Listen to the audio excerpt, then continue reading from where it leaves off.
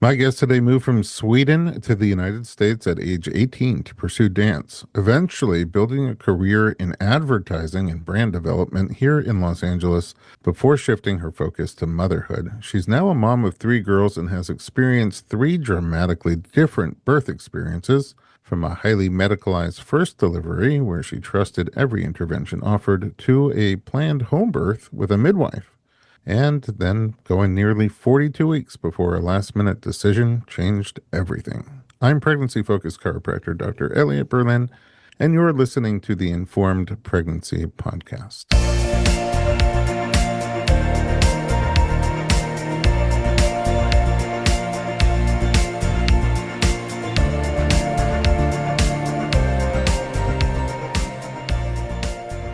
Emilia Davis, welcome to the podcast. Thank you so much for having me. I'm excited to hear your trio of stories. So let's start at the beginning. You're from Sweden. Yes, correct. Wait, is Linköping did I say that wrong? In Which Sweden? one? Linköping? Linköping, yes. Yes, Linköping. Linköping is from Sweden. Ah, Or it is a city in Sweden, we rather. had a guest from Linköping. I heard her story. Aha, okay. But you are There's a from lot of Swedes. There's a lot of Swedes in I LA. noticed that. It Yeah. seems like almost more here than in Sweden. But also, you're from southern Sweden, Correct. like right near Copenhagen. Yep. So I'm from Malmö, which is the third largest city, but it's south. Yeah. So it's a And bridge over to Copenhagen, which is cool. You can jump over. what was that upgrowing like in Sweden? It was really nice. It was very calm, tons of outdoor play, lots of freedom at a early age, lots of independence that came with that. But it was nice. I remember it being like almost too calm, which is why at 18, I was like, and I'm out. Freedom. I And was like, freedom and independence. I guess your mother's not Jewish. nope. Uh-huh. And then you moved to the U.S. in age 18, pretty young. What brought you out this way? I think I just wanted to scratch an itch of going in like a little bit of a higher tempo. And, growing up, I had danced my whole life. There was a lot of dance in the US. So I was like, I'm just going to go see what happens kind of thing. And then I really liked the US and I think California specifically. So I decided to pursue a bachelor's degree here. And then shortly after I graduated, I got a job at an advertising firm. And simultaneously, I kind of, met my boyfriend, who's not my husband. And then we got married and now we have three kids. And I didn't think I would be here, but here I am. Here you are. I feel like you kept going further and further west. New York, Chicago, Los Angeles, any more west and you have to swim. Yeah. So I guess you're not going to Hawaii. You're sticking it out over here. Yeah. Hawaii's a little too far for me. Mm-hmm. And then you had a career here and then you shifted into motherhood. Was it always your choice to like stop the career and pick up motherhood, or were you thinking about doing them together? I don't think I ever thought about it. I think I was just rolling with it. I really liked working specifically at the latest agency that I was at when I became a mom. So I was there. And then right when my oldest was born was kind of when COVID hit. Oh, interesting time to have a kid. Yeah. And since I was leading business development, there was no business development to be Oh, had. right. Everything was kind of just retaining the clients that we had, but there was no pitching, there was no traveling, there was kind of nobody was spending money. So that kind of was a blessing in disguise, right? Because there was no work to be done. So I kind of took an extended maternity leave. So did COVID hit right after you had your baby? Yeah, so my oldest is born January 2020, and then Oh, March 2020 was kind of when the whole world shut down. that's when I got it. Okay, so that pregnancy, when everything was just sort of peachy in the world pre-COVID, because we talked about in the intro how you had this big shift in your approach to birth. What was your approach for the first one? I didn't have one. I wasn't informed, so to say. I was thinking like, oh, well, got to get the baby out somewhere or another. So I went the hospital route, as I think you do when you don't know different. I went into it kind of blindly. I found a great OB that I really liked and trusted her fully, and she was great. And I didn't know much about birth, I actually had two miscarriages before I had my first, which was a shock, right? Because I didn't even think about miscarriages being an option. So, very early on with both of my first two pregnancies, there was no heartbeat. And I remember coming in into the ultrasound and being like, what do you mean there's no heartbeat? Like, of course Wow. there is. Check again. It's so hard. I'm So, sorry. yes, that was devastating, like crushing. Like, no percent of my brain had even thought about that being a possibility. So, after I got pregnant for the third time, I was actually in Mexico spending my 30th birthday. And I was like, whatever, I'm pregnant, but it doesn't matter. It's probably Might going to as well happen. party.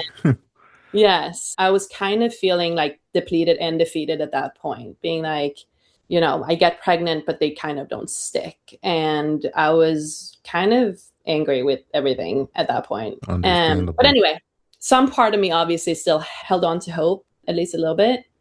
But then I had that ultrasound, and there, sure enough, was a heartbeat. So third time's the charm. Oh, I feel chills. But that pregnancy, I mean, a lot of people just don't think about it. Was that you? Meaning you have a doctor, you have a hospital.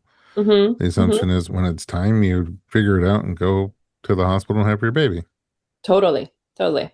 So the pretty common in the USA birth plan was your birth plan. Yes. How did it go? How did labor start? How did it progress? How did it go for you? It didn't. Oh, So So it didn't start. I was 40 weeks and like a couple of days, I think like 2 or 3 days. And my OB was like, I'm leaving town next 2 days. So if you want me to deliver your baby, you have to be induced like tomorrow. And I didn't think twice of that. I didn't really read up on, the side effects of induction. I was just like, well, I obviously want you to deliver the baby because now I have a relationship with you and I trust you. So I will do that. If you think I should do that, I will do that. So I got induced at like 40 plus 5, but I was like 0 centimeter open when I came. There was like nothing showing that I was even remote to going into labor at that point. So we did the Foley balloon. And then we did the Foley balloon. I got fentanyl because the Foley balloon was so bad. So I was knocked out, like completely out of it. with the actual placement of it or once it was in or both? Once it was in, I Oh, remember really? that being like Wow. crushing pain. Okay. And nobody had even warned me that it was going to hurt. But for me, it was so bad.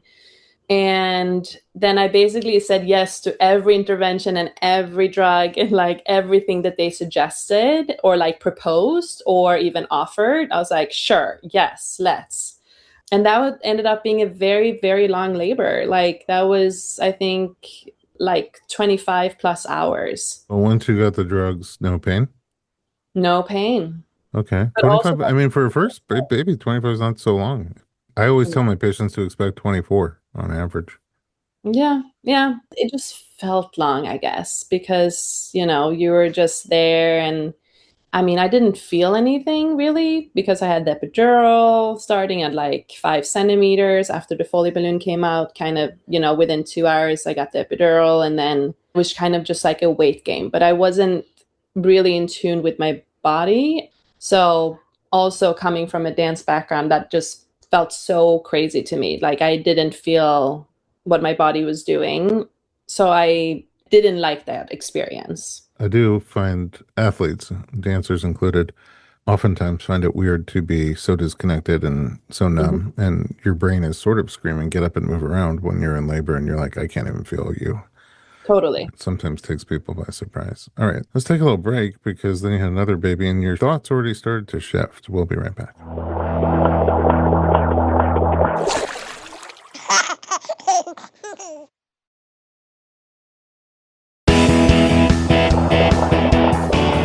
All right, we're back talking to Emilia Davis. So you have this sort of very common birth plan. Just go to the hospital and have your baby. Hmm. Also, you have a common birth situation, which is you go past your due date and we sort of treat it like an expiration date instead of like a sell by date. It's more like a use by date. And then we're Hmm. like, oh, we got to get the baby out now.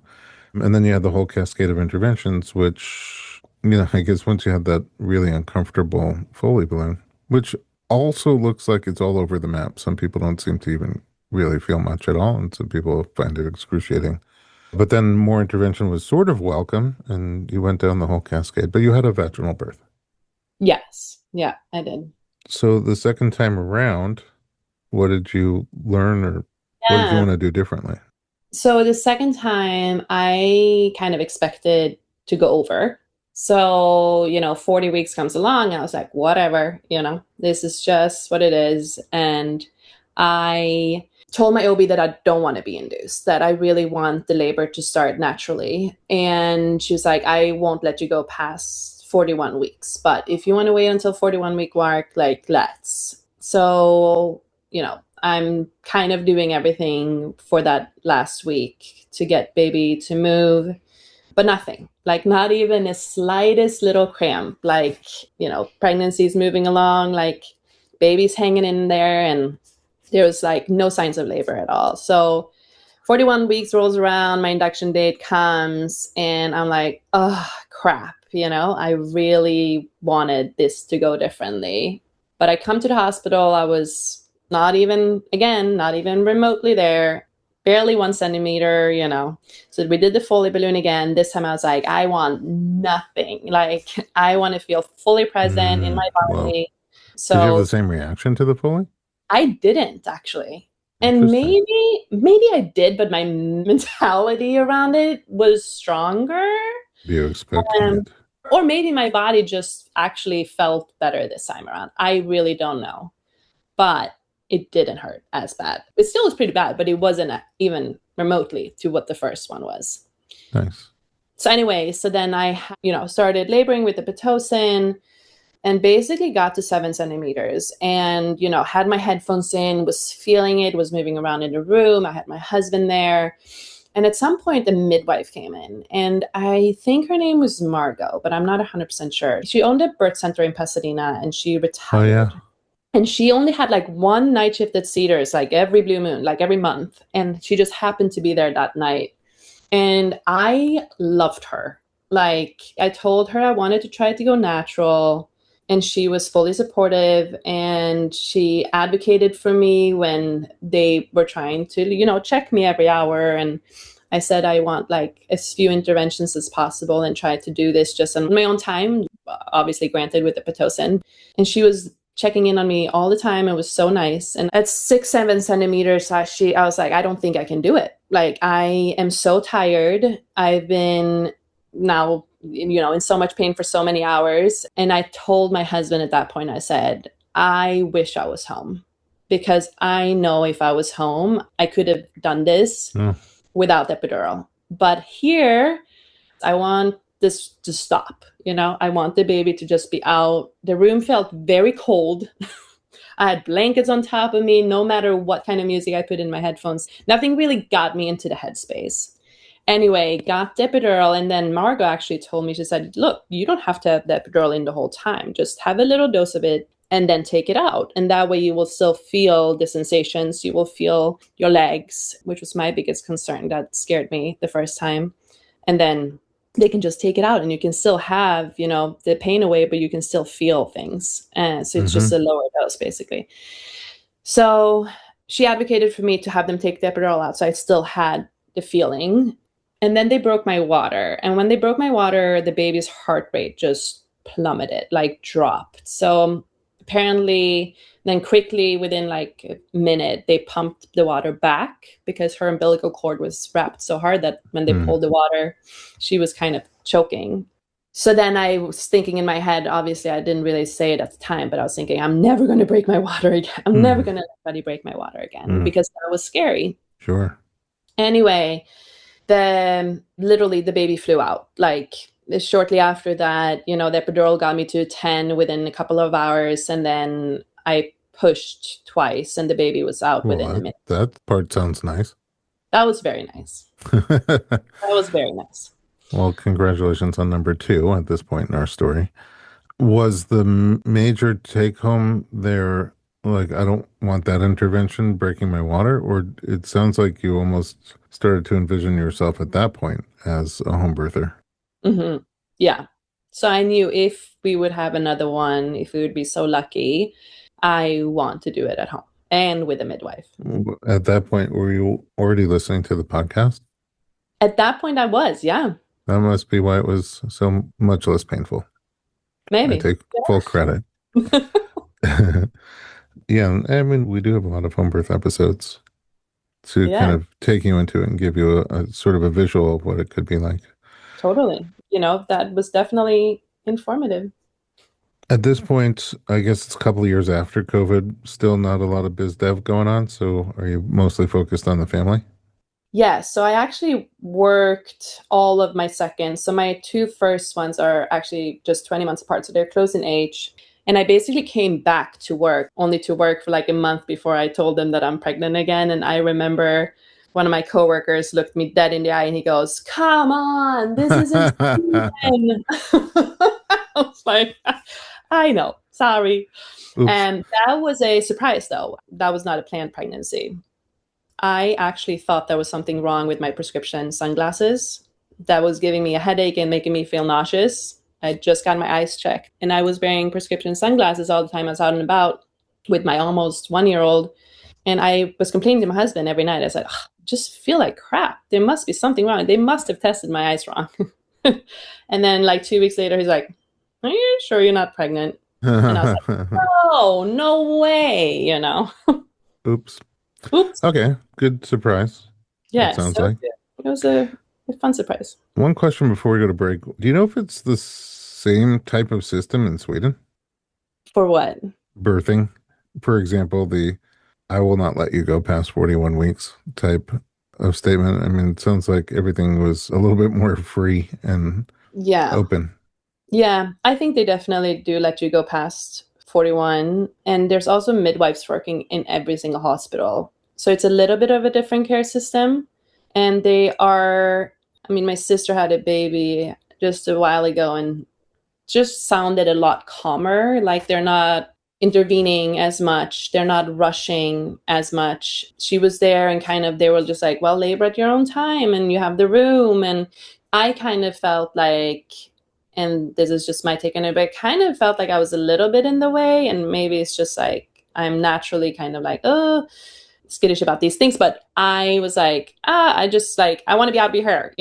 So in Sweden, I feel like it's a lot more encouraged to take your time Hmm. and resting, and not constantly being checked on. I think it's a lot slower. The non-observed pot.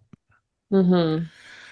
All right. Well, luckily you had another chance to, as your arc continues from very medical and not really having wants and desires on how birth goes to a bit less medical and having more thoughts on how you'd like a future birth to go. There is one more. Let's take a break, and when we come back, we'll find out what happened with baby number three.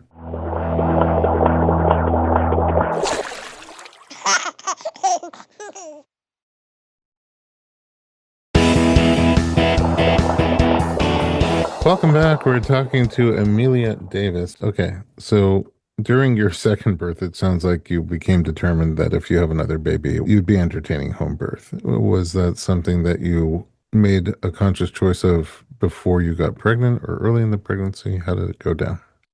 It was early in the pregnancy. I actually had the first visit with my OB because I wasn't really tapping into the route yet of finding midwife. I was like, well, let's see what happens. Let's see if this is even a viable pregnancy. So I went to my OB, and I actually, in that first meeting, I said, I think I'm going to do the route of home birth with a midwife. And I remember she looked at me and she goes, well, as a medical professional, I cannot advise for or against anything. But she's like, if there's a candidate for home birth, because she delivered my previous two, it would probably be you. But I cannot really say that on record. So God bless. Okay. God, like, go ahead. And I was like, great, cool. Like, I have your sign off. Perfect. So we kind of parted ways there. And then I was just trying to figure out who would be a good midwife fit for me. And actually, on your podcast, I had heard about Abby Vidikin, Oh, yeah. and she just sounded really sharp and like completely knowing what she was talking about. So I pinged her, and then I think our first call was like 2 hours, like an hour and a half. Like we just were talking about everything from like Europe to babies to motherhood. So I actually didn't even talk to anybody after that. She was the first and only one. Oh, cool. Did you have in your mind pros and cons to home birth? You were just totally excited. I was just excited. Well, it was also my third, right? So the other two were not like quote unquote easy deliveries. I had to be induced and there's interventions, but they came out perfectly healthy and like nothing crazy happened during those deliveries. So I wasn't really scared of anything. I was just like, my body's going to know what to do. So I just felt like it was more for me like a mental preparation of doing a home birth, like not having the interventions, not having, the options for the pain release and that kind of stuff. So I kind of just went in to prep my mind for it more so than being scared of the actual, birth or delivery of the baby. And your pregnancies tend to go a little long. Your babies prefer late checkout. Mm-hmm. Mm-hmm. Is that something you talked to Abby about before you Yeah. got there? What was that Yeah. conversation like? She was like, it's fine. I Oh, love there. these. They're chubby and they're good. So she was like, don't worry about it. Like, I have my ways, like, and let's not even think about the due date as a due date. She reframed that for me very nicely. So she was like, we'll just estimate that the baby's going to be here by a certain date and then we'll take it from there. But like kind of type A with these things. So I'm like, oh, but we do need a date. A date. And at that point, I was already chasing my other two around. I was so big and so heavy. I was like, I Oh, don't ready. know. Yeah, I was ready, like capital R, I was So so, you so crossed happy. over 40 weeks. Yeah. So we went into 40 weeks and I was like, Abby, we need to do some sweeps. The sweeps did nothing. Oh, were they Um, painful? no. Okay, Mm-mm. good. And she's like, are you sure this is not hurting? Like, I'm very aggressive. I'm like, can barely feel it. You came a long way from that first balloon. I did, truly, a 180. So yeah, we did a couple of sweeps. We did a couple of more sweeps. We did a couple of more sweeps. And then Abby was like, you know what? Let's try midwife brew. So it's basically castor oil with, I don't even know, almond butter and peach juice or something like that. Yeah. I cannot even say the word castor oil really before it like kind of flips in my belly. Oh, did Vivid. it affect you badly? Oh, it was foul. It sat in my mouth for a good couple of seconds, and my husband's like, "You need to swallow it." Ay, ay, ay. But did that when I was 41 plus two. Did it And stimulate any contractions or just upset it stomach? it did. Well, the upset stomach for sure, which was a pretty terrible side effect, to be honest. Yeah. Like that was not fun. But it also gave me really good contractions. Oh, So after I leave the bathroom, right? Because I was there for a good while. oh, you got to And leave? yeah, yeah, I did. I was like, you know what? I need to get out of here. But I came out, and then right after that, like shortly after that, like within 30 minutes, I think, my contractions started kicking in. And I was like, oh my God, it's happening. Hallelujah. I was so excited. And then they picked back and they picked up and they picked up and they were getting close and they were pretty intense really fast. So what we did, my mom was actually here from Sweden. So we sent my mom and my two other girls off to my sister-in-law's house because it was like 6 p.m. So I was like, let's just send them off and have them sleep there. This baby is coming. So then after we sent them off, I go, back, I send them off, I go back to the couch and I'm really like having really strong contractions. And I, sit with my husband. He was very, very nice. But like right after they leave, within like 20 minutes, such a cruel joke, the contractions stop. Oh, no. Mm. Are there things you try to bring them back on? I tried, yes. So we basically did the peanut ball between my legs. I was up and walking, doing squats, like kind of testing it all out. And now in afterthought, when I was thinking about like, why did it go away? Maybe it was because I sent my kids away and I needed their Oh, oxytocin level around me. I don't know. It's yeah. just speculation, Interesting. but it would make sense in my head to justify it like that. Because right after they left, my contractions just stopped. The peanut ball, what else? Peanut ball, I kept on moving around. I actually tried jumping, even. Like, I tried truly everything to get this baby to go. I did not take any more castor oil. Okay, good call. Um, and Abby came over around 8 p.m. and she already knew that contractions had stopped. But she was like, she gave me a check and she was like, you're 6, 7 centimeters. You're basically fully effaced. Like, call me tonight. Like, I'll see you at 2 a.m. This baby is coming. So, I went to bed and we were just sleeping. I actually slept with the peanut ball between my legs that night just to try to kickstart the contractions again. And then I wake up the next morning and nothing. And I was just like, ugh, Mm. all that for no baby. Did you try pumping? Pumping, yes, I did do that. I did do a Nothing. lot of pumping. Mm. All That the didn't, things, no contractions. That no. must be frustrating, Yes, it was very frustrating. especially after the castor belly. Oh yeah, oof, yeah, that was rough. So what Uh, options do you have at that point? so basically, Abby was like, let's give your body rest today, right? Because that was a lot. And then we'll try another round of the midwife brew tomorrow. And that's surely going to get you there, You're so close. Like, all you need is like one good contraction, and this baby is coming. So we did the castor oil again. And then I had all the lovely side effects, but zero contractions. No. Yeah, At least last time you had contractions. I Eek. know. I know. So that was so sad. That was just crushing. And I was like, oh my, like, what do I do now? So then Abby's like, don't worry, like, baby's gonna come. She kept on reassuring me, like, we got this, we still have time. Because legally in California, you can't do a home birth after Oh, 42 after weeks. 42 weeks with a midwife. Correct. Yeah. Yeah. So I was like, but what are we going to do? Like, what's plan B? And she's like, the baby's coming. Like, trust me, we got this.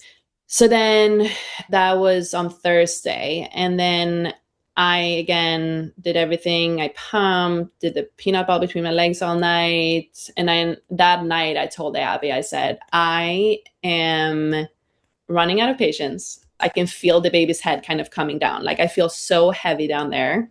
And I'm so uncomfortable. And if there's no contractions tomorrow by noon, I'm just going to go to the hospital. And she was super supportive of that. And she said, I totally get it. She's like, we could wait one more day, but then I would be 41 plus 6. I was like, in my head, I was like, a day is not going to get us there. So I would much rather suffer for one less day than that. Anyway, so noon comes around. I was like, let's go. So my husband and I drive to the hospital. Then I get checked at triage, and they're like, wow, you're like almost 8 centimeters and fully effaced. They're like, why is this baby not coming? I Oh, was wow. like, That's you tell quite a bit of me. progress. Yeah. Yep. So then they were like, well, obviously we'll get you a room.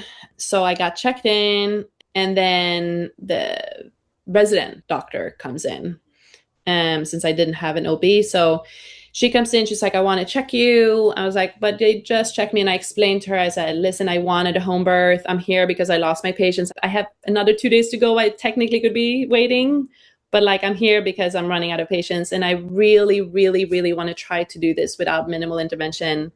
I really want to try to do like the home birth in the hospital kind of thing. And she's like, kind of skeptical to that whole approach. Why? Oh, Just not having an epidural, you mean? Or, I just didn't want checks. I oh, knew oh, I was, you. But what was the doctor skeptical of? I think she was skeptical to home birth. Huh. I think she was also pretty young. So I think she was, the type that kind of followed the protocol, like the way that she probably should have. And she wanted to check me, and then she wanted desperately to break my water because All she was right. like, listen, you're so far along. Like, we break that water, the baby comes. And I said, I absolutely do not want you to break my water. And I actually explained it to her. I said, listen, when my second baby, I had a scare with the breaking of the water. So I really, really don't want to do that. And she's like, well, we might have to.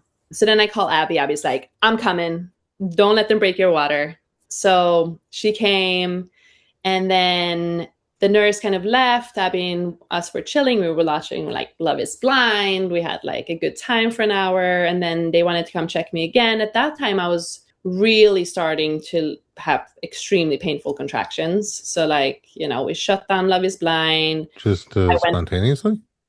yeah, it was kind of like it progressed really quickly at the end. I mean, all of this is in the span of 4 hours. So Wow. everything is happening quickly. That little dose of Pitocin seemed to be all I needed. Okay. You And didn't have that much more to go. no, no, exactly. I was so close. But I was on the toilet, and Abby's like, listen, if you don't want to birth this baby on the Cedars toilet, you got to move Water now. birth of sorts, yes.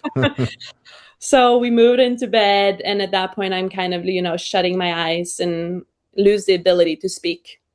And the nurse comes in again and she goes, or not the nurse, but the resident doctor. And she comes in and she goes, seems like you're progressing, but I still want to check you. And I can't speak. Like, I am pretty much dying at this point. I feel like someone is pulling at both hip bones. Like, I'm in so much pain. And Abby looks at her and she goes, you know what? She's progressing beautifully. Can you just give us just 20 more minutes? And if there's still nothing, if we're still in the state, then why don't you check her then? But let's just see what happens here, because you can see that she's laboring beautifully. So she's like, fine, okay, I'll leave you to it. And then, so shortly after she leaves, it's just Abby and my husband and me in the room. And the baby comes. What do you Like, mean? the head comes together with the water. So, like, the water, I have Whoa. like two strong contractions, and with the head, the water breaks. Nobody from the hospital was in the room? No, they had just left, and Wow. I declined the check at that point because last time they So checked me out, aside from like a slightly different setting, that's kind of the birth you wanted anyway, right? You and that's your husband and Abby. exactly. I think the universe kind of just aligned for me to do what I wanted to do in like the weirdest of twists. Wow. Cool. What was it like? And was that what you hoped It for? was amazing. It was beautiful. And I remember like my eyes were shut in the hospital bed and I was picturing myself in my own bed. And I literally had like a handful of really strong contractions, and then the head came with the breaking of the water, and that feeling was like, oh, eureka! It was so good. I'd like the pressure of that. And then after her head, Abby's like, oh my gosh, press the button, press the emergency button, because the next contraction, this body's going to fly out. So Yeah. my husband, in panic, presses that emergency button and basically says, baby's coming. But at that point, Abby had already, pulled her up on my chest. Oh, oh, so they missed the whole birth. They missed it. Oh, that's so I cool. mean, it was nobody really could have predicted what happened. So Oh, we call it the home birth at the hospital after yeah, all. literally. With a Yeah. little of this and a little of that. Yes. Oh, that's just so exciting for you. Yeah. What a It, great it was story. it was truly really nice. It was very, very few interventions and very calm, and it was the two people I wanted in the room, and somehow we did it. And eventually one more. Eventually Um, one. how old's that baby? She's gonna turn 1 in a few weeks. Oh, happy birthday. Oh, thank you. Are you done? I don't know. That's the big question. That Let's is the big one. say if there's another one, do you have a vision for how you would do that one? Yes, I do. I would still want to do it like I did my third. I would still So want to at do a home. home. Very I cool. would probably do, sweep starting at 39 weeks and midwife sprue starting at 40 weeks. No, I'm just kidding. But I would do everything I did, but like faster and harder to try to get the baby moving. Yeah, coming sooner. Then of course, then you'll have three little ones jumping around at home waiting for you and needing your Yeah. attention in those last weeks of pregnancy. What a great story. Thank you so much for coming on and sharing.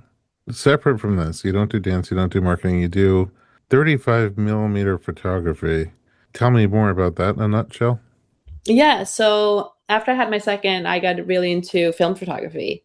I started capturing a lot of photos of my own two ladies, and then I just thought it was so rewarding. Film is different than digital, and it's beautiful, and I feel like I was very in the zone when I was doing it, and I caught like a crazy passion for it. And then I started sharing the photos with my friends of the kids, and they started asking me to capture their kids. And I love motherhood. I like love families. I love kids and babies. And I also really love photography and, the creative aspect of that. So the two kind of merged and it naturally unfolded. And then it was all kind of word of mouth. And all of a sudden I was shooting and getting paid for it. So Oh, it nice. was a very natural evolution of things. And, it's still me and it's small, but I absolutely love it. I absolutely love it. It gives me a lot of fulfillment and joy. And I love being around families and getting like a little snippet of like, sneak peek of like what their family is like, inviting me to their home and seeing the chaos that everybody has with toddlers in their house, which You is get kind of to be reassuring. a fly on their wall. 100%. It's very sweet. Sounds cool. Where can we find your work online? So it's on Instagram, Emilia Davis photo. And Perfect. yeah, Amelia, thank you again for sharing your story and yes, congratulations. And cool to watch the progress from one to two to three. And if there is a fourth, I guess we'll have to have you back. yes, yes. We'll see. We'll see. Thank you again. And at home, thanks for listening to the Informed Pregnancy Podcast. For more pregnancy and parenting information just like this, visit us online at informedpregnancy.com.